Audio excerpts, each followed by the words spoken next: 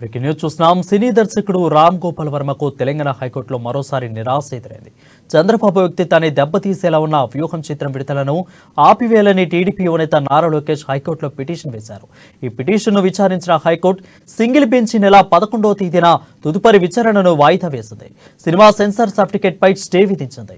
ఈ నేపథ్యంలో ఈ చిత్ర నిర్మాత హైకోర్టులో మరో పిటిషన్ వేశారు. తాజా పిటిషన్లో హైకోర్టు సింగిల్ బెంచ్ తీర్పును సవాలు చేశారు. సినిమా విడుదల కాకపోవడంతో వల్ల తమకు ₹1,00,00,000 నష్టం వచ్చిందని కోర్టుకు తెలిపారు.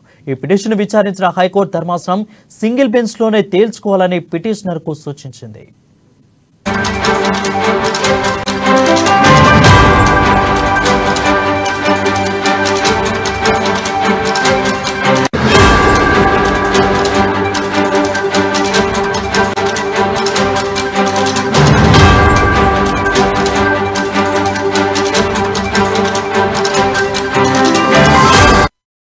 బ్రేకింగ్ న్యూస్ చూస్తున్నాం. సినీ దర్శకుడు రామ్ గోపాల్ వర్మకు తెలంగాణ హైకోర్టులో మరోసారి నిరాశ ఎదురైంది.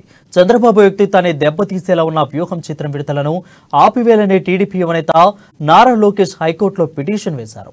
ఈ పిటిషన్ను విచారించిన హైకోర్టు సింగిల్ బెంచ్ ఈ నెల 11వ తేదీకి తదుపరి విచారణను వాయిదా వేసింది. సినిమా సెన్సార్ సర్టిఫికేట్ పై స్టే విధించింది. ఈ నేపథ్యంలో ఈ చిత్ర నిర్మాత హైకోర్టులో మరో పిటిషన్ వేశారు. తాజా పిటిషన్లో హైకోర్టు సింగిల్ బెంచ్ తీర్పును సవాలు చేశారు.